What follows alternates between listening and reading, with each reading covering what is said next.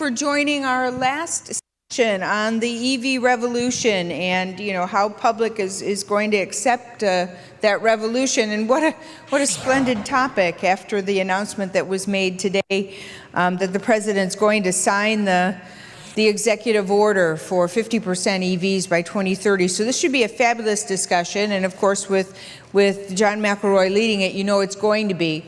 But before we start this session, I just really want to thank all of our sponsors, our exhibitors, moderators, speakers, those who took their valuable time to support us in this event. And of course, I have to again acknowledge the CAR team. Our group that put this together is fundamentally 3 full-time people and a couple of students that help us. And they have worked, I'll just say their butts off, excuse my language, to make this event as great as it's been. So if you see them on your way out, be sure that you thank them. They've done a great job. I also want to let you know you will be getting a survey. I know you hate surveys, but please fill it out because that's how we get better. You know, we need to know what needs to be improved. We need to know what you liked, what worked well, so we can repeat it. And we will be conducting a drawing on those surveys, and you can get a free admission for next year's, a free registration, randomly, of course. But so it's worth your while to fill it out. The last thing I want to mention is we will be doing this again next year, the week of July 31st. We've yet to decide the format, how many days, give us time to figure this out, and your survey information will help us as well. And on that note, I'm going to let John kick off the final panel for us. Thank you all for staying.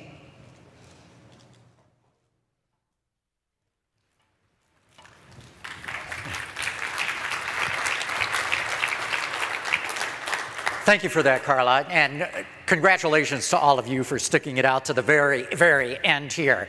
But, you know, like the saying goes, you saved the best for last.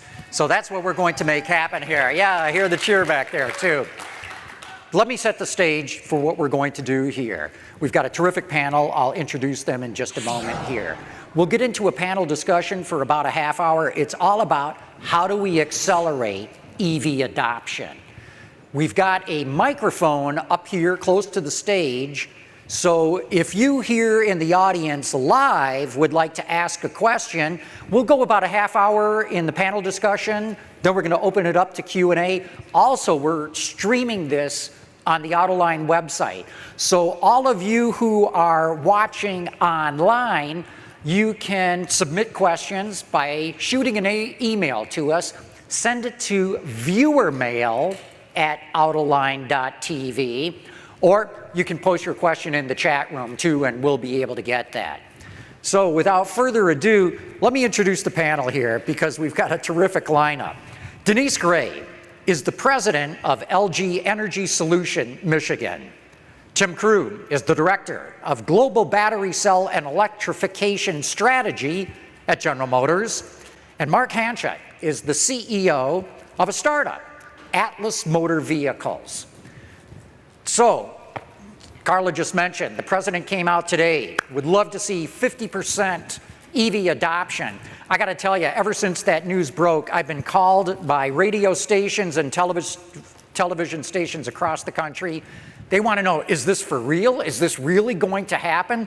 There's a tremendous amount of interest out there. So Mark, I wanna start with you. You're getting into the market. You're building a really cool looking pickup truck. But I got to tell you, I know a few pickup owners. They love their diesels. They love their V8 engines. What's it going to take to get those pickup owners out of their trucks and into something like yours? So that's a great question. And just to clarify one thing, I am a diesel pickup truck owner myself. So I understand this sort of completely. And from our perspective, and the way we look at this is that if you're going to make that transition from internal combustion to EV, it comes without compromise. So when I think about diesel pickup trucks and big gas pickup trucks, yes, electric powertrains can provide you with torque and power for towing, but it's the compromises, it's the charge time, it's the range, it's the impacts while towing, overcoming those challenges and pushing things forward. So there is no sort of leap back. It's a massive leap forward. That's going to push things forward when we talk about transitioning from internal combustion engine vehicles to electric vehicles, doing it without compromise. And if I could add, John, some of the excitement here to get them interested in this is like what's coming out this fall with the Hummer Super Truck. And that's got some incredible power and torque capability, but then integrating it together where you have a rock climb mode, where you can go take that big wheel, put it up against that rock, lock the front diff, and just have all that torque pull that front end of that vehicle over that, or the crab mode, where you've got some extra maneuvering capability. Explain crab mode for those who have not heard about it. Oh, sorry about that. I just get excited every time I talk about it. So crab mode is where you can actually independently rotate the wheels to laterally move the vehicle. And so if you're in a tight spot between a couple big boulders, you just slip sideways and then you keep on torquing your way through. Four-wheel steering. Four-wheel steering. And it's all with incredible precise control. With the ultimate power comes the ultimate responsibility. And you have these mechanisms where you can now control all of these maneuvers in a pickup that you just couldn't imagine before. And that's part of the exciting part of the technology. Denise, what are some of your thoughts on this? I mean, we're talking trucks here, but we got to talk about all aspects. Any ideas that you've got of how do you get people excited that are not today? I mean, we know there are people excited about EVs. The vast majority are not. Any thoughts of how you convince them? It's exactly what those guys said. I've mentioned before, people don't buy vehicles because of the battery. In fact, we don't want them to even think about a battery. They buy vehicles because of the beauty of the vehicle, the utility of the vehicle. And so as the automakers are making beautiful vehicles, I think that's what's going to really make a difference.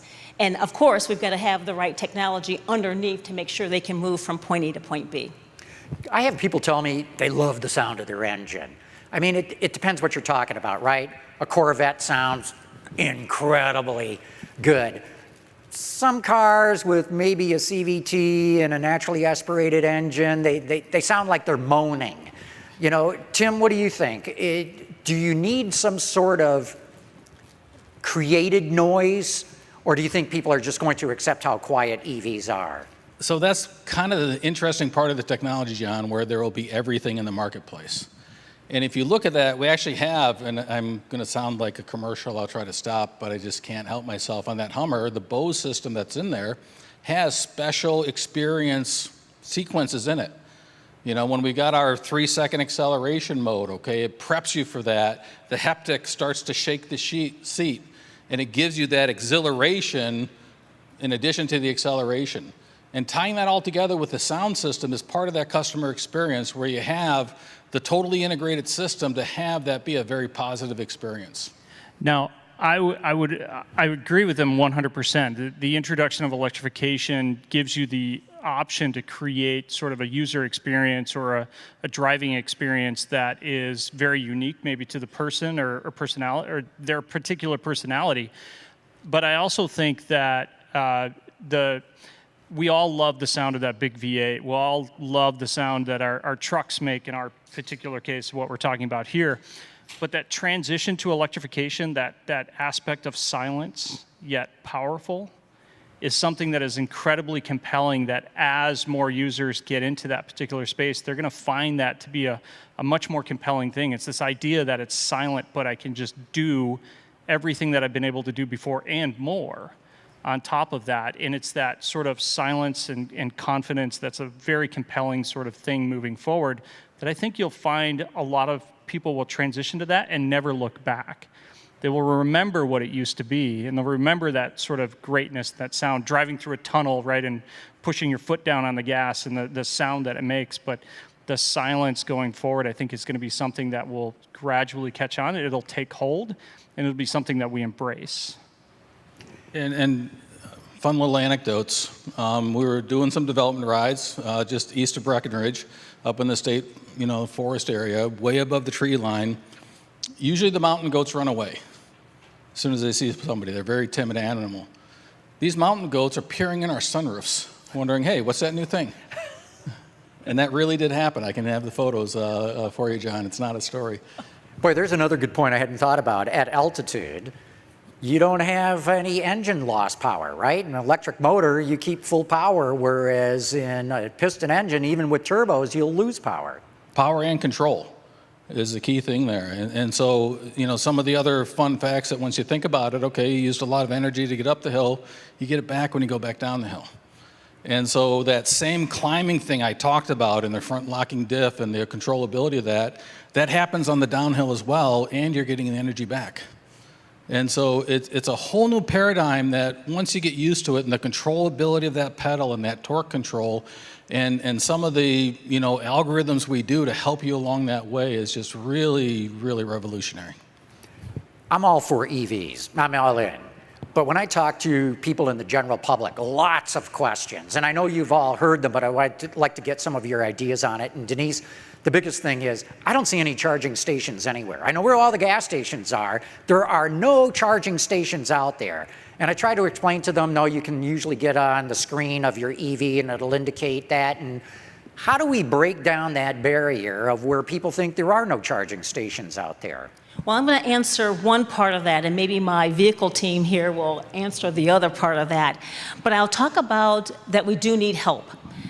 Charging stations infrastructure is one of the enablers in order to allow people to be comfortable that they'll be able to go from their family's house in Michigan to their family's house in Florida or Georgia. And so we do have to have more infrastructure, more charging stations available. On the technology side, we also have to continue to work through allowing the technology to have faster charge. That's one of the challenges that we have, is to be able to charge faster than we currently have today. Now, we're hoping that most can charge at home at night. Just like at night, at about 11 o'clock, I look at my last email, and I turn off my ringer because I do want to get some sleep, and I plug my phone into the wall. Well, I can think the same learned behavior that's happening with people with plug-in vehicles, the same thing. At the end of the day, or at the right time, where energy is less costly, to plug in their vehicle or on their phone, just say charge, and they'll be able to do that. But we do need some public charge support. And I think through some of the work that's happening in Washington, D.C. today with the infrastructure bill, they're really trying to add some support in helping the various indices put charging stations along the way. So I agree with her 100%. Is charging infrastructure is a big thing, and integration within the vehicle itself and a seamless sort of customer experience is going to be that big push moving forward. I can tell you that with a gas station today, pushing 8 different buttons just so I can slide my card in and pay is one of the most aggravating things moving forward. So the concept, which we know it exists, we know it's out there, of the plug-and charge workflow is going to be a key aspect of moving forward tomorrow, and doing it across the industry, not just with a single manufacturer, but every single manufacturer that's out there, every vehicle that's out there having that seamless experience. But in terms of charging at home, I think we talk a lot about that, and I just want to counter that a little bit, is that there's a large portion of the population that cannot charge at home.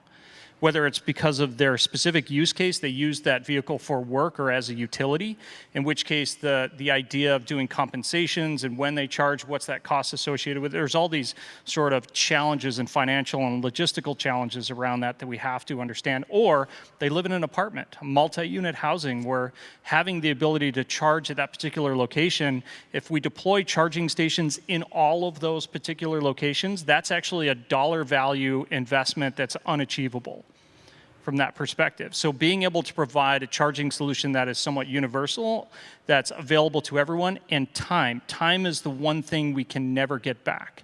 It's one thing that ticks away every single day that we can never recover from. So that hour, 2-hour charge time, I think is a big hurdle that everyone has to come over or sort of get over today, sorry. Atlis, I'm gonna pitch a little bit here, but one of our key sort of metrics, one of our things that we're famous for is 15-minute charge time. 0 to 100%. And being able to accomplish that, being able to give that time back is going to be one of those things that moves that needle forward, right? That's that big sort of leap forward and not necessarily a leap back from that particular experience. Charging at home is critical, especially for consumers. I do it at home as well, but not everyone has that ability. So giving them their time back, giving them that utility, giving them that capability to live their life the way they do it today, are particularly better with these new vehicles that are coming to market, and not asking for compromise. That, again, back to my original point, that's the big thing. So having battery technology or a solution or technology solution that allows you to completely fill that vehicle in that 15-minute time period allows you to sort of get back to that normalcy that we all experience today, that we're all looking for today. And that's one of those key aspects of driving that forward. Yeah, and if you haven't gone to Mark's website, you really ought to take a visit. He's got some pretty exciting stuff there where he details out the next level as to how to make that happen. And I just want to reiterate, you know, we have something called Ultium Charge 360. And it is getting exactly at that, where we got to include all the customers. The customers are going to have very diverse needs. And here's the one-stop place that you can make that happen. And, you know, there'll be the need for a 15-minute fast charge. There'll be a preference for an overnight charge. And so that universal charging is really important. I mean, the analogy I often make is, can you imagine only being able to go to a certain gas station and all the nozzles being different?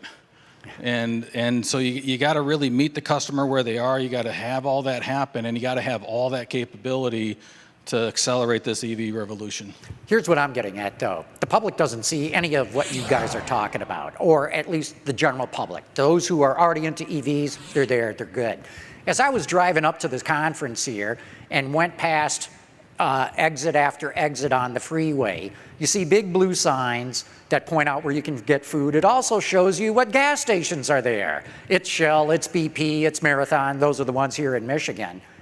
Why don't I see like an electric charge plug or something so that the public goes, oh my God, everywhere, they're everywhere now, because they don't see that at all. What can you do to make the general public aware? Because these charging opportunities are not at gas stations. They're in mall parking lots where the public, even if they're in front of them, they don't see them as what they are. I personally think we need to move away from the current model. The model of building charging stations in malls and parking lots or Carl's Jr.'s, and I don't want to eat fast food every single day. That's like, I try to be a little bit healthy. And when I look at that, I actually think the existing sort of gas station convenience store model still works for the future. Maybe some upgrades in terms of what convenience options are actually offered, but that is going to be the future. Highway travel, inter-highway that particular network that exists today, that has to be built out. And it has to be built out in such a way that, yes, we can plan it from a trip planner's perspective inside the vehicle, but we also need a little bit of spontaneity in there. We need that idea that I don't know where I'm going, I'm just going in this direction, I'm out for a drive, and as I get to the, you know, as I go along there, I see something, all right, I'm gonna pull in and charge, 15 minutes later I'm gonna leave, and I'm gonna go on and keep moving forward. So I think leveraging that infrastructure that's there today and building out charging networks in those particular areas, locations, or in a similar style deployment is going to be key to the future. Malls and grocery stores and restaurants and stuff, those are all very interesting, but I don't want to do that every single day. And I think a large chunk of the population doesn't necessarily want to go to the grocery store every day or go to the mall every single day or go to a fast food restaurant or a dine-in restaurant every day. Sometimes they just want to go home. So being able to facilitate that capability is going to be key to moving forward, and we have to have that. Or all of the above. I mean, I hate going to the gas station. It creeps me out, you know, at 9 o'clock at night to have to go to the gas station. So I think it's all of the above. As many people are in this room, they're going to have different needs. And I think, and I'm very encouraged, quite frankly, as we bring out the new product, and the product is awesome, I think people will then, in different companies and different startups and different businesses will say, hey, I think I want to do, because I think I've done some analysis, and there are this group of people who I can pull into my business if I have charging stations here, and I'm going to do it. I think it's going to be All of the above. And I think we need all of the above, quite frankly. I would absolutely 100% agree with you. You have to fit those different use cases, and electrification allows us to do that. It's the first time, well, maybe not the first time, but it's one of these pivotal moments in history where we can accommodate those different scenarios and use cases. Yeah, and if I could, John, just reflect again on my personal experiences, my community response would say, okay, boomer, what are you doing reading signs, right? I've got the assistant on my phone that's talking through the vehicle to say, hello, Tim, would you like to charge now? Well, here's a suggestion and a coupon. And I think that's The coupon is important. Yeah, Yeah. or something like that, right? And I think that, again, just for awareness, right? The Ultium 360, the Energy Assist app, that's where the entire better lifestyle, better than what you have today, happens with that. Quite frankly, I occasionally will drive an IC engine, and I run out of gas because I'm just not paying enough attention to that. And so part of that transformation is happening right under us, and is just let it innovate, keep it open, keep it universal, and we'll be surprised what it is, but it's going to be great. Hey, why don't we open the mic here for anybody on the floor who would like to come up and ask a question? Don't be shy. We're not going to bite. For those of you watching online, remember you can send an email to viewermail@autoline.tv or post a question in the chat room and they'll get it up to us here on stage. Here's the other question. And I'm trying to represent the consumer and what I hear from consumers. Oh, wait, come on up here, Chris. We've got our first question. Can you explain how you can do a charge in 15 minutes and what voltage it is and then some specifications on your battery and how you keep it cool and how you don't get any dendrites and everything else? Yeah, so I could probably spend the next 24 minutes going through that. I will say that the way we're doing it is chemistry agnostic, so we're able to accomplish this goal whether using NMC, NCA, LFP chemistries. It really came down to, I'm just going to say thermal management. I think he alluded to it best. If you get on the website, we explain everything in YouTube videos and informational videos that are posted on social media. When it comes to transparency, I'm going to boast a little bit. Atlis Motor Vehicles is probably the most transparent automotive startup company in the world, where we do weekly updates. I literally get on YouTube every single week and talk about what we've accomplished that week, even when it's not exciting. We post information about the technology, what we're doing, how we're doing it, all of that stuff's there. But to answer your question with regards to some very specific details around voltage and what we're doing from that standpoint, our pack voltage from our particular vehicle implementation is 1,500 volts peak. It can transition down to 750 and it can transition down lower to that to meet accommodations for CCS standards that are out there today, but we peak at about 1,500 volts, about 1,000 amps. It's about 1.5 megawatts of peak power that's required to be able to accomplish this goal, which challenges the current infrastructure of charging that's out there. CCS can't get to that particular point, so we'll see what happens over the next couple of years. We're developing our own tech around charging that is very unique. I think is very simple, actually, as well. But I'm going to take up a lot of time if I answer that question, so I definitely encourage you to get on the website, check out the videos. We explain a lot of this in great detail. John, just a bit of a plug for Autoline, right? I get my Autoline through Spotify, and they're kind of templating me, and so you're popping up all the time. Whether it be the DTE interview, talking about that just this summer, or some of these fast charge chemistry details. There's a lot of information out there. The long format of Autoline is very informative, and you'll get a lot of different perspectives of what people are working on, and don't discount the innovation, right? Because, if we said in 2016 when we launched the Bolt EV, we're going to be coming out with a super truck this year, we probably would have said, you're crazy. But it really is happening, and it's happening right now in our lives. And so as this accelerates and this EV technology, customer convenience accelerates, it's all happening, and I like the format. Yeah, well, thank you so much for that. I think we've got another question here. Come on up, Dave. You got a couple lined up. Okay, so, good, yeah. excellent. So John knows this. I have kind of a unique household. I drive a Camaro convertible, and my wife drives a Volt.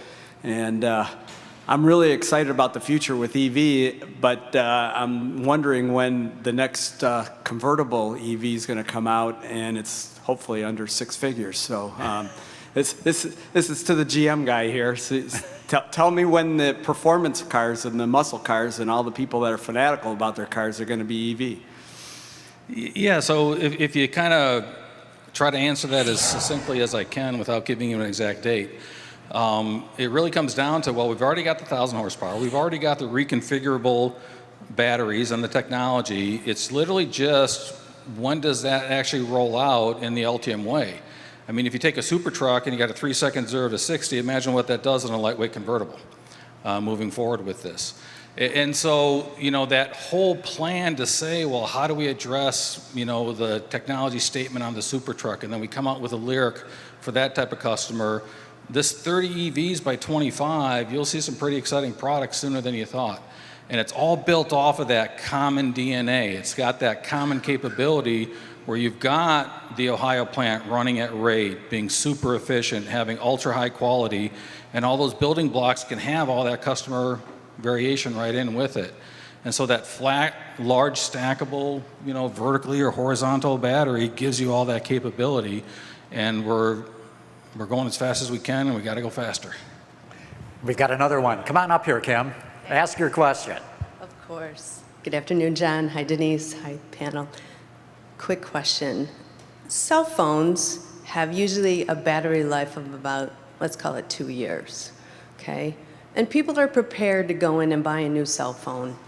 How are we preparing the public for when their batteries don't charge anymore in their vehicle, number one, and number two, the recyclability or putting it into the landfill and preparing the public for potential issues in the future? Denise, let's have you start with that, and then we'll go to you, Mark. Sounds good. So the first question around life of the battery, you know, we've, I think the industry's done a really, really good job with really designing the battery to be the life of the vehicle. In fact, when Tim was one of my customers, when we worked together and I was on the battery side, he and his predecessor would say, I want you to design that battery for the life of the vehicle. Don't tell me anything about 10 years or 15 years. It's the life of the vehicle. And that's really the mindset that I think we all go in, because we recognize that the battery costs a lot. It costs a lot. It's probably the second most expensive component in the vehicle. And so we do look at how do we ensure that we can design that battery for the life of that vehicle so that that consumer doesn't have to go midlife and replace it. And so, and quite frankly, the data is coming out very well. And I'll let Tim talk about the data that he's gotten from the first generation Volt or the Bolt. But the data is coming out pretty well where the life is pretty long. We've gotten not a lot of batteries out of the field because of the end of life. We also have very strict requirements that, especially if you've got a battery that has an engine, it's a plug-in, an engine and a battery, where they're really counting on that battery to live in order to meet the CO2 requirements and the emission requirements of that vehicle. And so it's designed to really live very long. But there is a point in time where it's just going to clunk out because it's a consumable device. I always say that it's like people. It's a consumable device. And there's going to be a time where the battery is going to come to an end. But that point means that there's a secondary use. And I really want to put a light on that one. If Craig Brown's in the field here, he always talked about shining a light on our problems or the things or our challenges. And I think there is a secondary use of our batteries prior, after they leave the vehicle or their primary first use. And I really encourage, for backup generation, for, when my lights go out in the summertime in Michigan for 2 days and my food begins to thaw, that it'd be great if I could use a backup system that's based on batteries that came out of the first primary use. So I think that's the next step is secondary use for batteries. And then we get to the recyclability. I was talking to one of the members of the Department of Energy about a week ago, and we talked about, through the Department of Energy, there's a lot of research going on how do we reclaim some of the precious materials out of the cathode. Can we reuse the cathode materials? It's a little bit different than lead acid. There was some good value that can come out of that more easily. For the lithium ion technology, not as easy, but there are activities happening in the research realm, in the collaboration activity with General Motors on how do we continue to work down that path of not having these batteries go into a landfill, because that would be irresponsible. So a lot of work to be done on that last end. And so, John, just to get the record straight, who may be connecting the dots, the 11 p.m. email was not from me, although I know I can count on Denise at any time, anywhere. Again, a plethora of information, right? Autoline this summer, right? Li-Cycle, the Rochester-based recycling group, to go get that material. The actual existing batteries, while there's a lot of lithium byproducts in there and they don't have quite the capacity they used to have, they're still one of the best resources for the nickel, the manganese, the lithium to come back in. And so Li-Cycle is a great company with some innovative submersion technology, and we've actually processed some of our cells through there, and we can accept that material back into the stream at about 95% right now. And they're working on getting it to be better and better and better. You know, we have another Oklahoma partner that's incredibly innovative, where they're looking at, you know, I don't want to put it in the landfill, I want to deconstruct it. And if you look at some of the Ultium fundamental sustainability design requirements, we tried to make it so that it's a large format, but you can kind of think of those foils are welded on either side, submerge it, water jet it, pull it apart, cathode anode separate, less processing required with that in a very safe way. And so the fundamental, when you start down this path, how do you make sustainability a priority? You know, how do you make sure that you create the innovation in the recycling area, you provide the need and the path and the acceptance of it right up front? And like Denise said, we've got Bolt EVs with 500,000 miles on them. We're not getting a lot of product from there, you know, but we want to get all aspects of that. You know, what is the Ultium LLC Ohio factory scrap? And how do we get that right back into the stream, working with that? And so that was all fundamental to say, we want to get to the point where most of this material can become through the life cycle after a secondary use. Yeah. Yeah, so I wanted to say both of these sort of comments here, and we actually just did a partnership with Li-Cycle to start talking about how we're going to do recycling and everything else.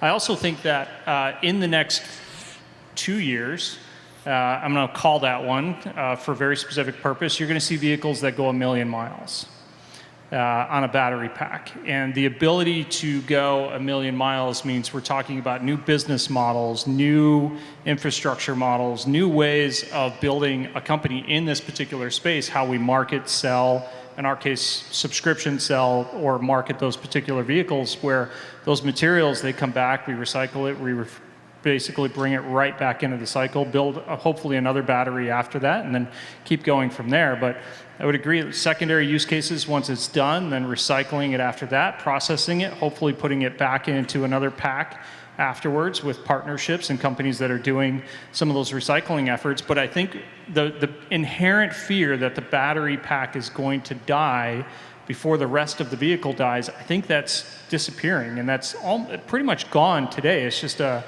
it's a hurdle that we have to get over in terms of messaging and what's happening. But in 2 years, 1 million miles per vehicle, and what does that actually mean? There's other things that won't last 1 million miles in that vehicle. The battery will be the least talked about item in that particular case. You're going to be talking about everything else that wears out. How do we refurbish that? How do we keep that vehicle moving for 1 million miles? That's one of our particular goals, is how do we keep that asset on the ground running for not just 100,000, 200,000 miles, but 1 million miles. And then when we're done with that, how do we recycle that vehicle back together and build another one from it? And it comes from the ground up. You have to, from a design perspective, you have to design for that end use case. It's not a sort of build it, sell it, and forget it, and someone else will take care of it problem. It's going to become these circular economy business models that a lot of these organizations and companies deploy.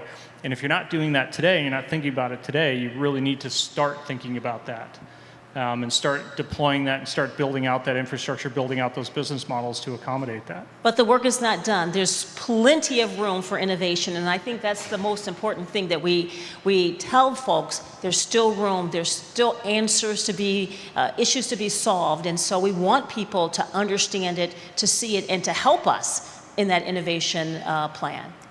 Yeah, and you know, everybody's moving faster, and we always make new words along the way. And so innovation with competition, or innotition, is what's really happening in this space, where, you know, you collaborate, you say, well, this is what I really need to, you know, if I just had this in the Ultium cell, I could take the cost out of recycling by X% or things like that. And collaborating with all of these different innovators to go have that happen, it's really going to converge. And, you know, I'll take you 2 years and I'll help you by 1. Again, the mic is open if any of you have questions here. Oh, here we got one. Please. I do have a question. Can the panel talk a little bit about infrastructure? Let's back up for a second and talk about how we distribute this electricity. What are we going to do to build out the grid in this country, and whose responsibility will that be? I think the moderator commented earlier about traveling through the interstate system and seeing the sign that says gas here, food here, you know, whatever's next. The explosion in ICE technology and the automotive industry based on fossil fuels, it was in large part stimulated by the development of the interstate system. Along an interstate system, I'm from Indiana, right? So a lot of rural roads, old state roads, highway, the interstate highway system has gasoline stations everywhere, but you can drop off petrochemicals, right? You can truck it in, you can fill up a tank, and you can drop it to a remote area. Electricity requires wires, at least right now, until we find some other way to distribute it. Who's going to build out all of those wires and all of those power plants throughout the country, along the interstate systems, along the small rural roads, in suburban areas, right, that allow people to actually take advantage of this technology and use it like we're all accustomed to today? Thank you. Good question. You want to start with that, Mark? I guess I'll start with that, yeah. So I think there's a couple of different questions within that one question. One is power generation, the other one's distribution, and then the distribution problem becomes inherently difficult when you start thinking rural versus urban environments, and even some urban environments it can be difficult in those particular scenarios as well. So I think there's a little bit of a chicken and an egg discussion there, right? Where who's going to do it first and which one's going to move first. And I think as more vehicles, as electrification or electric vehicles become more prevalent, the utility infrastructure will pull along, they will catch up. And there's massive, there's big discussions going on that today. There's massive investments that are actually happening today. We just don't talk about it very much in terms of building out that infrastructure. If I can be a little more predictive, it's going to be leveraging renewables as sort of the next generation of energy production, combined with energy storage solutions that are much closer to the sort of end customer distribution point. I think the concept and idea of big, huge energy producing sort of power plants is going to completely shift away from that. We're going to start seeing more distributed energy production, especially in the Southwest where I'm from. I can be a little more biased. There's no reason why every single home and business does not have solar on top of it. There's absolutely zero reason why that doesn't happen, other than the fear of cost and everything else that's tied to that. But I think as we continue to deploy more vehicles, these problems will pull the utility industry with us, and we'll provide solutions for it. Now, whose responsibility is it? I'm biased. I don't think it's a fragmented ecosystem where you have utilities are doing their thing and distributors are doing their thing and the automotive industry is doing their thing. I think it's one owner, one company, one thing that's pushing it. I'm a little bit biased because that's the way we've sort of structured what we're doing, where you're going to see organizations like maybe GM and Atlis and other organizations are actually going to pull that along versus wait for someone else to solve that problem. I think for us to be successful, we have to move that needle. And we can't wait for someone else to move that needle. So we're going to have to pull that along. We're going to have to push that along and provide that solution for those end customers. Tim, Denise, any thoughts to add to that? Go ahead. So I think the question was very insightful, and it's a very big pain point for our customers. And if I could supplement what Mark was saying, right? It's going to be a different situation altogether, right? I mean, we are collaborating with EVgo to pull them along here, and another 3,000 fast charge stations throughout the United States. But in addition to that, it's going to be a whole new thing where maybe you want the 450-mile vehicle, so that just never happens to you. Maybe you will do the car-to-car type of transition where you can get your energy from there, because everybody imagines day after Thanksgiving, you don't want to put all the peaker plants up to provide that load, and you can do the car-to-car type transitions. And so, if you look at some of the solar stationary stuff now, your house is an energy trader. And the software is there, and the Internet of Things is there to actually make money off of that, or you get deep discounts with it. And so, the innovation will continue. It'll be different than what you see today. Nobody wants to put in a dedicated distributed DC line out of Oklahoma to have it not be used. And so having that efficient innovation come forward with it while the OEMs pull it and we try to meet our customers' needs, it'll be a great different experience. My only comment would be, I think it's a collaboration. I think you're going to have the OEMs. I think you have to have the state and federal and local governments. But I think the people have to speak up and say, this is what we want. This is where we want our tax dollars to go. And I think the more, again, chicken and egg, the more people have these beautiful vehicles, then they demand more support in order to be able to facilitate their vehicles. So I think it's kind of a collaboration. I think it's not one. I think it's all. And I'm hopeful that in the next year, with the mandates that are coming from Washington, with the state and local teams trying to also bring in more investment for batteries, for electric vehicles, that I think the infrastructure has to go along with it. It's a hand in glove. It can't be separate. And I think it's a collaboration that's required. Now, collaboration sometimes is not so easy to get, but I think it really requires all of the above. Okay, hold on one sec. We got another question here. Come on up, sir, to the microphone. John, if I could... Yeah, go ahead right now. Well, you're coming up. Thank you. No.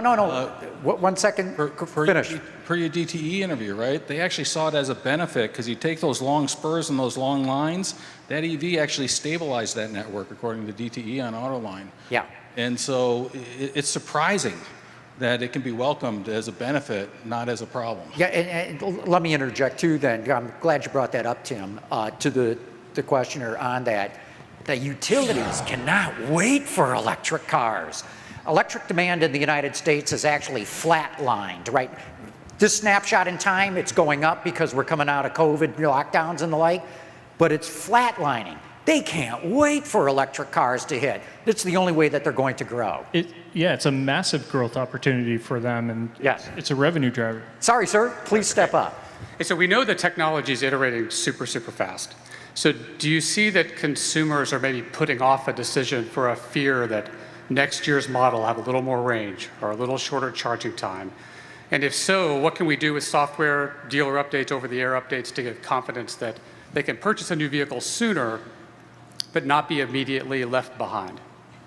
So I'll let you two maybe answer that first, and then I'll chime in. Yeah, and so again, on the LTM architecture that we have the vehicle intelligence platform that has the over-the-air update with the feature enhancements with it. And we have the ability to say, well, the new batteries can go in the old vehicles, if that wants to happen for you. But I really think it comes down to, you can get a 450-mile car coming out soon with that. What else would you want? And then it really comes down to, well, with the ability to put a new battery from 2025 into a 2021, hopefully that gives you the confidence to say that you don't have to wait. You can go right now. You can be part of the revolution.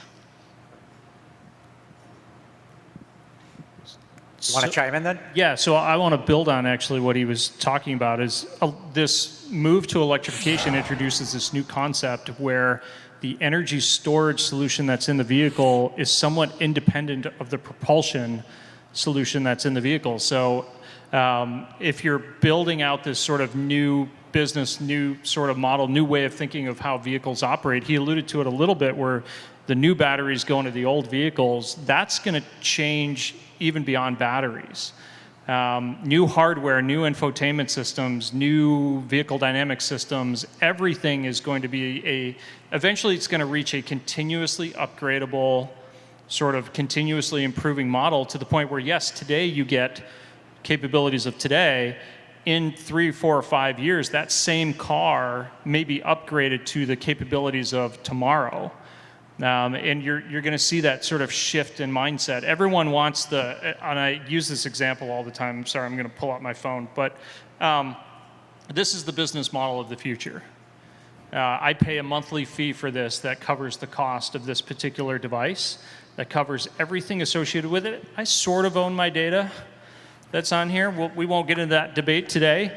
But that is going to be a business model of the future. And every year, I get a brand new one that is upgraded. I think in this particular sector, though, we're going to see periodic upgrades of components and systems and capabilities, whether it's a battery pack or a drive system or whatever that is. We're going to see a shift in that mindset to, especially in the younger generation, the sort of the new vehicle owners that are coming up that aren't necessarily looking for just complete autonomy. They're looking for utility and capability within that.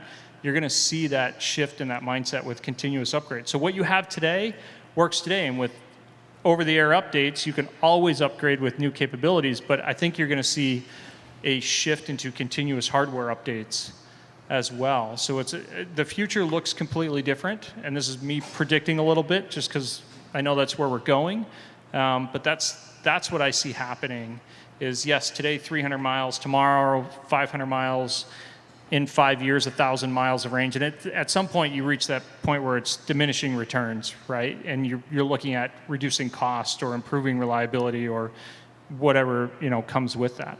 You guys are scaring me. 1,000 miles range, you want me to make a battery? That's going to be tough. You can do it. Yeah.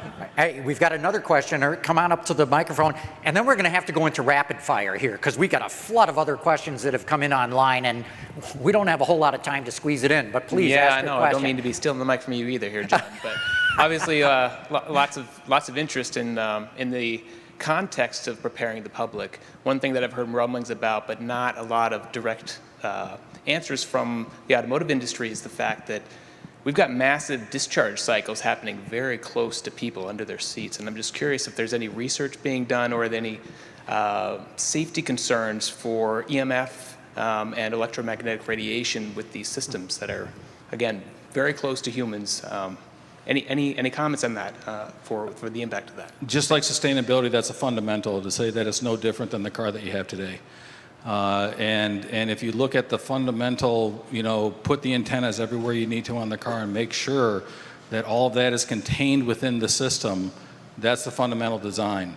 If you look at the orange cables that are on here, especially on the AC cables between the inverters, right? They got solid shields, full circumference contact with them, and it's a very safe system with that. But we wanted to make sure that we address that immediately, and then the failure modes that can go on with it.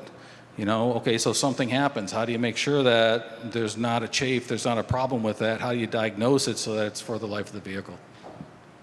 Thank you for the question. We've got a lot that are coming in online. We're running out of time. We're going to do this rapid fire. Tim, first one is to you. It comes from Salton C. Sal. So I think you probably know where this is going.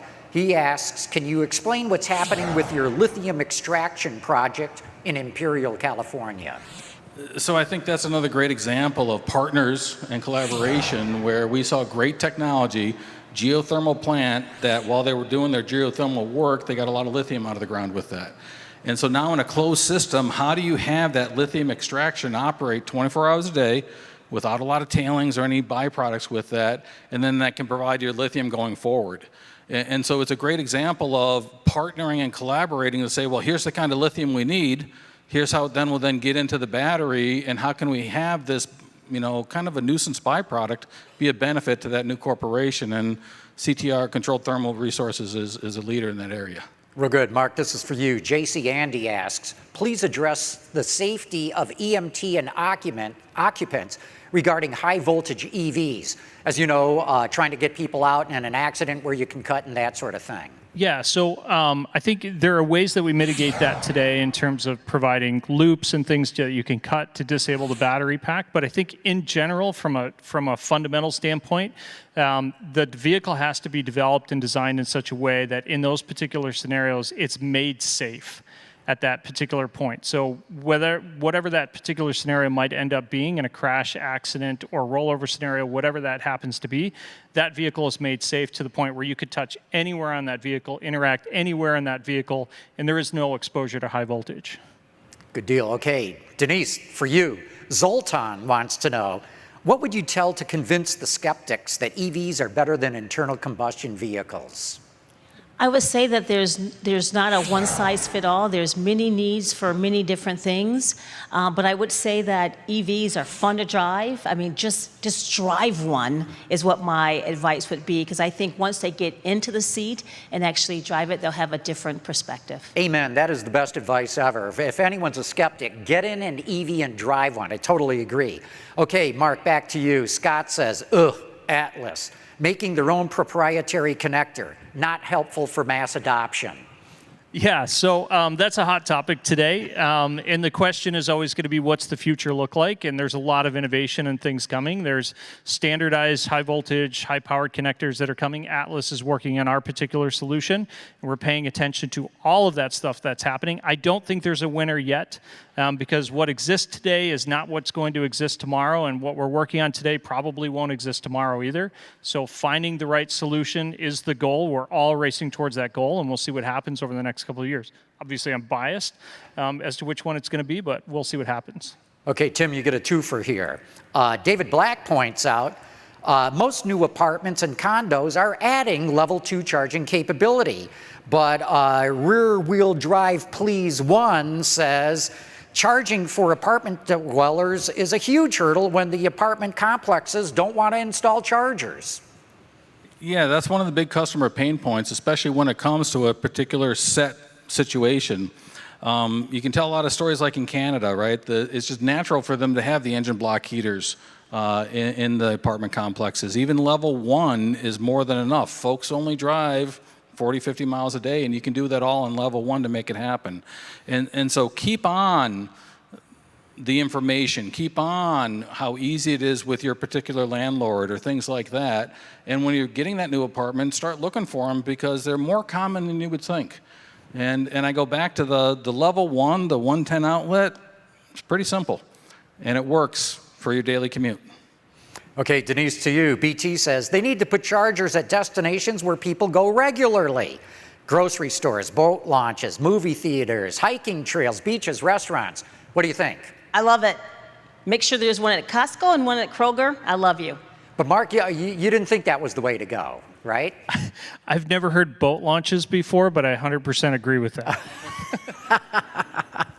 Alan Jacobson says, every car has to park somewhere. Just put an outlet there. What do you think, Tim? New York City did an interesting thing where they were doing 110 outlets, level 1, but there's a street lamp on, multiple street lamps on every street in New York City, and you could turn them into a charging outlet. Yeah, I'm pretty practical with that. In fact, at this resort, I have a nice Home Depot 12-gauge extension that I charge my car with. And it is incredibly accessible. And I think that's part of the awareness, right? Where you get into this is not difficult, this is easy to do, and then just have that avalanche continue to build as it goes forward. You know, because it is true. I go back to the people drive 40 or 50 miles a day. And level 1 is fine for that, especially with some of these ultra-efficient vehicles. And so that'll exist. You'll still want a fast charger if you get behind on it and you had a disruptive day or things like that. Level 2 is very convenient in most places. And just start requesting, and you'll be surprised how simple it is. You're going to add something there, Tim? I'm curious. I'm waiting for the day that hotels advertise that they have EV charging capability in all of their parking spots, and that becomes a sellable, marketable, advertisable solution to drive traffic. Okay, and we don't have a question here, but a comment. You know, I had said, why don't they have little plug icons on the highway signs? Grid Connections wrote in to say, interesting to hear John's take. You see EV charging signs on highways all along the West Coast. So it's already started. We just got to spread it across the country. With that, we're going to wrap it up. I want to thank you three. You've been terrific. Denise, Mark, Tim, you guys have been great. To wrap it up, I also want to commend Carr. I thought this conference has come off pretty good. In fact, it's exceeded my expectations. I want to thank all of you for staying to the very bitter end of it. And now, let's go out and have some fun. Thank you, everybody.